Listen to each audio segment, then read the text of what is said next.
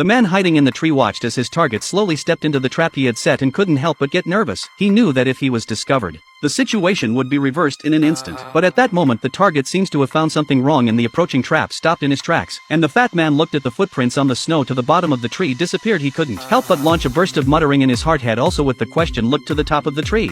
The man hiding in the tree was instantly frightened by this scene. Once there is an accident he will be the first time to launch an attack. But fortunately, the fat man did not find the man covered by the leaves. However, it was his small negligence that allowed Bruce and the tree to continue to follow the plan. But at that moment, a drop of blood dripped from Bruce's palm onto the snow. The fat man also raised his head following the trail of the drop. Bruce stumbled and fell down from the tree several meters high in the excitement of having killed his enemy. Then Bruce quickly searched the fat man's weapon and coat. He had to get rid of the body as soon as possible, because he could sense that his target's companions were rapidly approaching. And Bruce's hunch was right. The moment he heard the noise, the fat man's teammates quickly came under the tree. At that moment, Bruce had already gone out of the forest and found a house at the bottom of the hill. Bruce borrowed a horse from the house without the owner's permission, but even with the help of a horse, he still could not get away from the team's pursuit. Looking at the 4 bounty hunters in hot pursuit, Bruce knew he'd have to go back to his old ways. With the enemy in the light and me in the dark, there was plenty of room for him to maneuver. So he first lit a campfire. As the fire became more and more intense, smoke quickly out of the forest, and that gave the 4 bounty hunters a direction to follow, hiding in the shadows. Bruce watched as the men slowly approached the campfire and didn't rush to launch a sneak attack on them,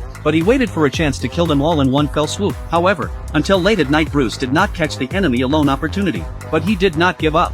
He had to leave quietly and find another way to get rid of the enemy once and for all. The next day Bruce searched the area for tools to make traps. When he saw the brown bear trapped in the hunter's trap, he thought of an insidious way to do it. Bruce immediately acted on the idea that came to his mind.